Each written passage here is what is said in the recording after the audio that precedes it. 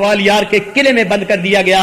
شاہ ولی اللہ محدث دہلوی رحمت اللہ علیہ ان کے بارے میں آتا ہے کہ ان کو ایک ظالم حاکم نے بالآخر ان کے ہاتھوں کو ان کے بازوؤں سے توڑ دیا تھا.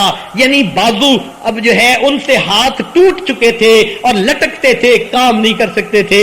جن بازوؤں سے ساری زندگی انہوں نے قرآن لکھا, تفسیر لکھی, حدیث لکھی, اب اس بڑھاپے میں دیکھیے کیا حال ہو رہا ہے کہ دونوں ہاتھوں کو توڑ دیا گیا, کچھ لکھنے کے قابل نہ رہے.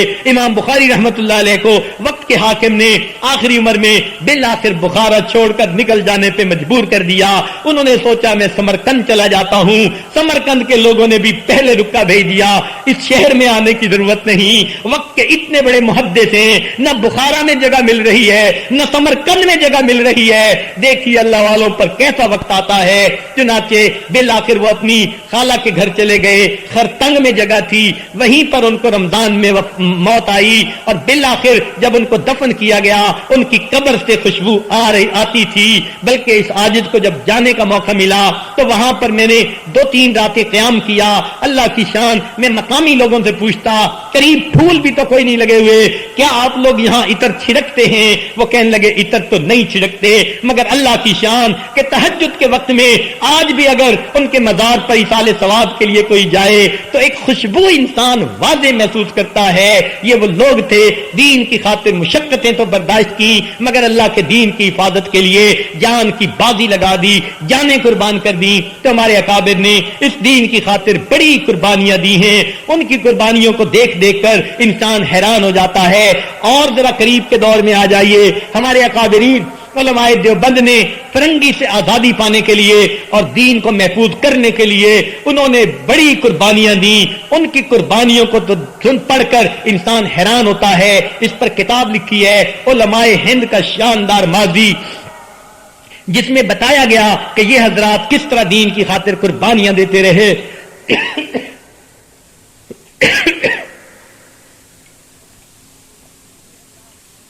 کہ یہ حضرات دین کی خاطر کس طرح قربانیاں دیتے رہے. مگر ان کے 1-2 واقعات آپ کو سنا دیے جائیں تاکہ آپ کو پتہ چلے آج اگر دین ہمارے پاس محفوظ حالت میں موجود ہے تو اس کے پیچھے لوگوں کی کتنی بڑی بڑی قربانیاں ہیں, جس کے نتیجے میں یہ دین آج ہمارے پاس پہنچا. ہمیں اس دین کی کتنی قدر کرنے کی ضرورت ہے. چنانچہ ان میں جو ہے ایسے ایسے واقعات ہیں انسان حیران رہ جاتا ہے. بلکہ ایک واقعہ آپ بھی ذرا سن لیجئے. ان میں سے ایک بزرگ تھے مولانا جعفر تھانسیری رحمت اللہ علیہ. وہ فرماتے ہیں کہ مجھے فرنگی نے قید کر لیا, امرتسر کے جیل خانے میں بھیج دیا. وہاں پر میرے ساتھ اور بھی مسلمان علماء تھے. چنانچہ یہ سب علماء ایک جگہ بند تھے. ان کو تکلیفیں دی جاتی, چکی پسوائی جاتی, کھانے کو کم دیا جاتا, مشقت میں ڈالا جاتا. یہ سب تکلیفیں دین کی خاطر برداشت کرتے رہے. حتیٰ کہ جب کافی دن گزر گئے, لاہور کے حاکم نے ان کو کہا کہ تم سے یہ جو ہے لوگ ٹھیک نہیں ہوتے, انہیں میرے پاس بھیج دو, میں ان کو ٹھیک کر کے دکھاؤں گا. فرماتے ہیں کہ پھر جو ہے ہمیں لاہور بھیجا گیا. اس میں مولانا جعفر تھانسیری والے اور ایک مولانا یحییٰ پٹنہ والے اور اسی طرح مولانا جو ہے ایک اور بھی بزرگ تھے. یہ سب بزرگ اس میں تھے, سورت والے. یہ سب حضرات وہاں چلے گئے. جب لاہور پہنچے اس نے دیکھا کہ ان کے پاؤں میں بیڑیاں ڈالی ہوئی ہیں. وہ کہنے لگا میں ان کو گز باندھوں گا. گز ایک لوہے کی سلاخ ہوتی تھی کہ جب وہ باندھ دیتے نہ انسان بیٹھا ہوتا نہ انسان کھڑا ہوتا, درمیان کی حالت ہوتی. درمیان کی حالت میں وہ تھک جاتا اور تھک کے ہر مطالبہ ماننے کے لیے تیار ہو جاتا, کیونکہ اس کے لیے پھر زندہ رہنا عذاب ہوتا تھا. ان کو گز میں باندھ دیا گیا. کئی دن یہ ان تکلیفوں کو بھی برداشت کرتے رہے. فرماتے ہیں بالآخر ملتان کے فرنگی نے, حاکم نے ان کو جو ہے پیغام بھیجا, اگر یہ آپ سے بھی سیدھے نہیں ہوتے ان دیوانوں کو میرے پاس بھیجو, دیکھو میں ان کو کیسے سیدھا کر دیتا ہوں. چنانچہ اس نے بندہ بھیجا لینے کے لیے. فرماتے ہیں کہ جتنے بندے تھے اس آدمی نے اتنے پنجرے بنوائے اور ہر بندے کو پنجرے میں ڈالنا تھا. مگر اس نے کیا کیا کہ ان پنجروں کے اندر اندر کی طرف رخ کر کے سینکڑوں کیل لگوا دیے کہ بندہ جب بیٹھتا تو 1-2 انچ کے فاصلے پر آگے پیچھے ہر طرف کیل ہوتے، درمیان میں بندے کو بٹھا دیا گیا اور پنجرا اٹھا کر ریل گاڑی میں ڈال دیا گیا۔ ہم ابھی اندر بیٹھے تھے، بغیر سیٹی بغیر اطلاع کے اچانک ریل گاڑی کو چلایا گیا۔ جب جھٹکا لگا ہم پیچھے کی طرف گرے تو پیچھے کے سارے کیل ہماری پیٹھ کے اندر چبھ گئے، کتنی جگہ پر خون جاری ہو گیا۔ ہم ابھی وہ خون صاف نہیں کر پائے تھے کہ اس ریل گاڑی کو زور سے بریک لگا دی گئی تو دوسری طرف کے کیل جسم میں چبھ گئے۔ فرمانے لگے تب ہمیں پتہ چلا ہم کس مصیبت میں گرفتار ہو گئے۔ اب ذرا سی جو ہے وہ جھٹکا لگتا، کبھی سر میں کیل لگ رہا ہے، کبھی چہرے میں چبھ رہا ہے، کبھی پیٹھ میں چبھ رہا ہے، اور کئی دفعہ گاڑی کو کھڑا کر دیا جاتا اور ایک ہفتہ گاڑی کو کھڑا رکھا جاتا۔ نہ کوئی ہوا کا بندوبست تھا، نہ کوئی کھانے پینے کا تھا، حتیٰ کہ طہارت کے لیے پانی بھی نہ دیا جاتا، وہی پنجرے میں پیشاب پخانا ہوتا، بدبو ہوتی، اور ہم اس حال میں وہاں پنجرے میں بندے ہوئے تھے۔ عجیب ہماری حالت تھی۔ فرمانے لگے لاہور سے ملتان 3 مہینے ہمیں پہنچنے میں لگ گئے۔ یہ 3 مہینے ہم نے پنجروں میں گزارے۔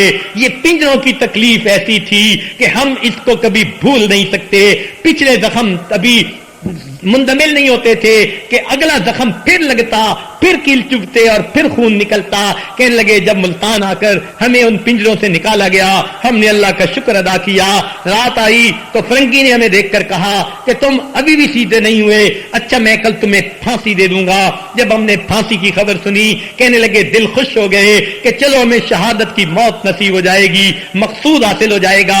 فرمانے لگے جب رات آئی تو ہم نے درخت کے پتے چبا کر روزے کی نیت کر لی تاکہ کل پھانسی دے دیا جائے تو ہم روزے کی حالت میں اپنے پروردگار کے پاس پہنچ جائیں۔ فرمانے لگے کہ جب رات گزر گئی، صبح فرنگی آیا، اس نے دیکھا ہمارے چہرے کے اوپر خوشی دیکھی، تازگی دیکھی، آرام اطمینان دیکھا۔ کہنے لگا او ملاؤ تمہیں کیا مل گیا، تم کیوں خوش نظر آتے ہو؟ ایک نے بتا دیا آپ پھانسی دے دیں گے تو ہمارا مقصود مل جائے گا، ہم شہید ہو جائیں گے، ہم اس پر راضی ہیں۔ فرنگی نے جب یہ سنا کہنے لگا اچھا اگر تم مرنے سے راضی ہوتے ہو ہم تمہیں پھانسی بھی نہیں دینا چاہتے۔ چنانچہ اس نے اپنے حاکم سے مشورہ کیا اور کہنے لگا اچھا ان کو عمر قید کے لیے کالا پانی بھیج دیتے ہیں۔ اس نے حکم سنایا تمہاری موت کی سزا ہم نے ختم کر دی، عمر قید میں بدل دی۔ اس موقع پر مولانا جعفر تھانسری رحمت اللہ علیہ ایک عجیب شعر لکھتے ہیں، فرماتے ہیں مستحق کے دار کو حکم نظر بندی ملا، مستحق کے دار کو حکم نظر بندی ملا، کیا کہوں کیسے رہائی ہوتے ہوتے رہ گئی۔ یعنی اگر مر جاتے پھانسی مل جاتی تو رہا ہو جاتے، مگر رہائی ہوتے ہوتے رہ گئی، عمر قید کا حکم ہو گیا۔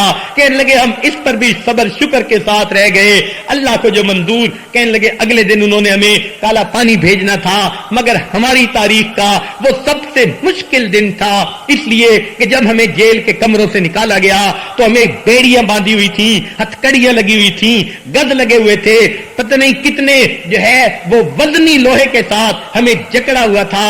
جب ہمیں باہر نکالا تب ہمیں پتہ چلا۔ مانے لگے میں نے اس خط کو پڑھا، اس کا جواب لکھا، اپنی بیوی کو کہا کہ تمہارے قریب اگر کوئی پیر ہو، شیخ طریقت ہو، کوئی اللہ والے ہو، تم ان کی خدمت میں پیغام بھیجو کہ میری بیٹی جوان ہو گئی، میرا میاں جیل میں ہے، زندگی بھر آنے کی توقع نہیں، میں اکیلی اور آزاد ہوں، اس کے لیے کوئی مناسب رشتہ آپ ڈھونڈ دیجئے، نیک بچہ ہو، دیندار بچہ ہو، متقی پرہیزگار ہو۔ اور جب وہ اس بچے کو جو ہے تجویز کر دے تو فرمانے لگے کہ میں نے لکھا کہ جب تم جو ہے ہو جائے تو پھر ایک جو ہے مسجد میں ایک آدمی چلا جائے اور مسجد میں جا کر اس نوجوان کو بھی مجمع میں لے جائے اور کہے کہ لوگوں ابھی ذرا اعلان ہوتا ہے، سن لیجئے۔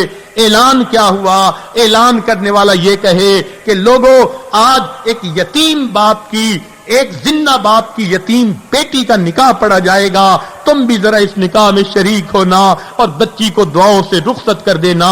حیرت کی بات ہے کہ زندہ باپ کی یتیم بیٹی بن گئی، اس لیے کہ باپ دین کی خاطر قربانیاں دے رہے تھے اور ان کی محفل میں کوئی باپ نہیں تھا، چنانچہ اس کا نکاح اس طرح سے کیا گیا۔ اتنی قربانیاں دی ہمارے اکابر نے، تب یہ دین آج محفوظ حالت میں ہم تک پہنچا ہے. عورتوں کو اس بات کا خیال کرنا چاہیے کہ یہ دین کتنی قربانیوں کے بعد پہنچا. پتہ نہیں اس کی خاطر عورتوں نے کیسی کیسی استقامت کی مظاہرے کیے.